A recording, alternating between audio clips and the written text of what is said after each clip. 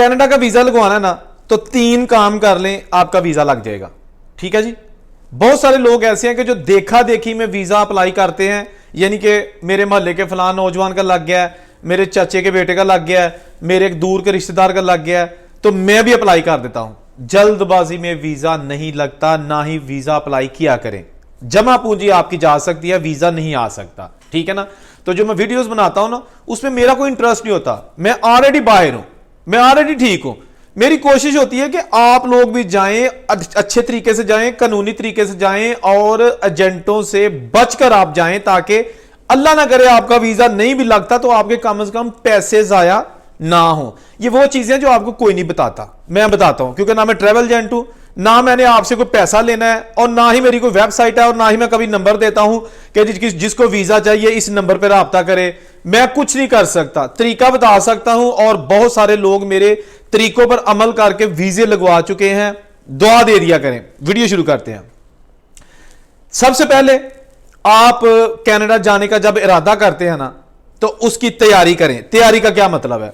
उसकी वीडियोस देखा करें। वीडियोस वो नहीं जो ट्रैवल एजेंट बताते हैं, वीडियोस वो देखा करें कि जो लोग ऑलरेडी वहां पे मौजूद हैं, वो वहां का रहन सहन क्या बता रहे हैं, वहां का तरीका क्या बता रहे हैं, वहां पे जाने के लिए आपको किन किन चीजों की जरूरत है। जब आप रोजाना 3-4 किस्म की वीडियोस देखेंगे, फिर अगले दिन 3-4 वीडियोस देखेंगे, फिर अगले दिन 3-4 वीडियोस देखेंगे, तो आपके जहन में बहुत सारी चीजें जमा हो जाएंगी, बहुत सारी मालूमात आ जाएगी आपके पास।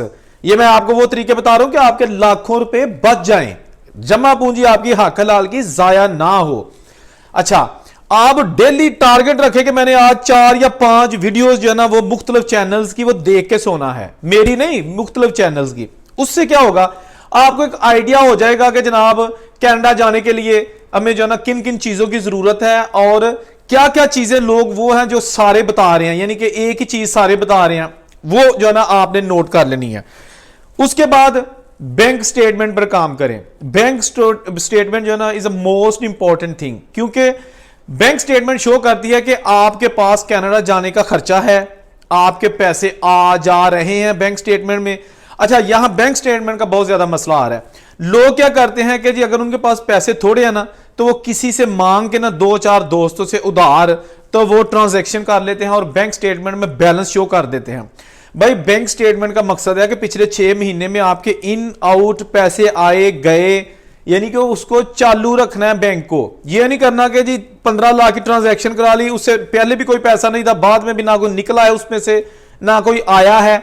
ऐसी बैंक स्टेटमेंट मत लगाया करें, इससे वो उसको जो है ना रेड डॉट बनना शुरू हो जाता है कि अच्छा इसका पहला ही ये फ्लॉप है, पहला ही इसने फेक किया है, तो बाकी भी फेक ही होगा। अंडरस्टैंड? बैंक स्टेटमेंट जो है ना वो चालू हालत में रखें, और कम से कम अगर आपने 1 हफ्ते का कनाडा का टूर रखा है तो उसके लिए कम से कम आप 30 से 40 लाख रुपए कम से कम उसमें रखें। 1 करोड़ रुपया कर सकते हैं, well and good, very good, लेकिन 30-40 लाख से कम एक पैसा नहीं आपने रखना बैंक स्टेटमेंट में। ठीक है ना, क्लोजिंग बैलेंस में। तीसरे नंबर पे आप वीजा खुद अप्लाई करें। मैंने 3 चीजें कहा था ना, एक पहले मैंने कहा था कि तैयारी करें, वीडियोस देखा करें कम से कम 1 महीना, उसके बाद बैंक स्टेटमेंट की तैयारी करें और जेन्युइन किस्म की बैंक स्टेटमेंट तैयार करें। तीसरा, आप वीजा खुद अप्लाई करें। वीजा अप्लाई करने के जो है ना वो बहुत आसानी है कनाडा वीजा की। अच्छा, एक चीज मैं आपको बता दूं, कनाडा वीजा जो है ना वो हासिल करना थोड़ा सा आसान है। वजह, कोई इंटरव्यू इसके लिए नहीं होता, आपने कोई पासपोर्ट वहां नहीं भेजना, सिर्फ कंप्यूटर खोलना है, उसी में ही फॉर्म ऑनलाइन फिल करना है, उसी में ही ऑप्शंस होती है कि आपने डॉक्यूमेंट्स अपलोड करें, वो डॉक्यूमेंट्स पहले ही स्कैन करके रख लें। वो डॉक्यूमेंट्स क्या हैं? पासपोर्ट, तस्वीरें, आपका वहां पे जो समरी होगी कि आपने वहां जाना करना क्या है, इंश्योरेंस, बैंक मेडिकल इंश्योरेंस भी तो होनी चाहिए ना, ट्रैवल इंश्योरेंस भी, उसके साथ साथ बैंक स्टेटमेंट और FRC यानी कि फैमिली रजिस्ट्रेशन सर्टिफिकेट जो होता है आपका, जो नादरा से मिल जाता है। ये 6-7 चीजें आप ऑलरेडी स्कैन करके कंप्यूटर में रख लें, जिसमें आपने फॉर्म फिल करना है। अगर आप फॉर्म फिल नहीं कर सकते, मोहल्ले के किसी पढ़े लिखे नौजवान को कहेंगे जी हमने ये फॉर्म फिल करना है, 5,000 रुपया मैं आपको दूंगा, आप मेरी हेल्प कर दीजिएगा, उसका भी भला हो जाएगा और आपका 5,000 रुपया सिर्फ जाएगा। एजेंट इसी काम के लाखों लेते हैं, फॉर्म फिल करने के लाखों रुपए लेते हैं, गारंटी उसकी भी नहीं होती। ठीक है ना? अच्छा, फॉर्म फिल करें, उसमें सारे डॉक्यूमेंट्स अपलोड करें और उसके बाद उसको सेंड कर दें। कहीं नहीं जाना, आपने कुछ नहीं करना। हाँ, एक और चीज, आपने उसमें उसकी जो एम्बेसी की फीस है ना, जो जेन्युइन $180 है, कैनेडियन डॉलर, वो पे करनी है। 40,000 के लगभग रुपया आएगा, इससे ज्यादा खर्चा आपका नहीं होगा। उसमें ये होगा कि $100 आपकी वीजा फीस होगी, और यानी कि वीजा की जो एप्लीकेशन फीस है, और $80 होंगे आपके जो फिंगरप्रिंट्स के हैं। अगर आपने 10 सालों के दौरान, यानी कि पिछले 10 सालों के दौरान अगर कभी कनाडा के लिए फिंगरप्रिंट्स दिए हैं, तो देन आपको फिंगरप्रिंट्स की जरूरत नहीं है, आपके वही पुराने वाले ही चल जाएंगे, इसलिए आपको वो $80 भी बच जाएंगे। अगर आप दूसरी दफा कनाडा का वीजा अप्लाई कर रहे हैं, तीसरी दफा कर रहे हैं, 10 साल के अंदर अंदर आप जितनी बार मर्जी अप्लाई करें, और आपके फिंगरप्रिंट्स के पैसे नहीं कनाडा लेगा, सिर्फ $100 लेगा। पहली बार कर रहे हैं तो 180, अगर उसके बाद आप कर रहे हैं जितनी बार भी, तो सिर्फ $100 है। ठीक है, समझ आ गई? $100 आप पे करें, या अगर आप पहली बार कर रहे हैं तो 180 पे करें, और फॉर्म फिल करके ना तो ऑनलाइन ही उनको कंप्यूटर के जरिए ही भेज दें, कोई डाक के जरिए नहीं भेजना, कोई अपॉइंटमेंट नहीं चाहिए। What is an easy way. उसके बाद क्या करना है, आपको कुछ दिनों बाद वहां से मेल आनी शुरू हो जाएगी। अगर उन्हें मजीद कोई डॉक्यूमेंट्स चाहिए होगा तो तब भी मेल आएगी।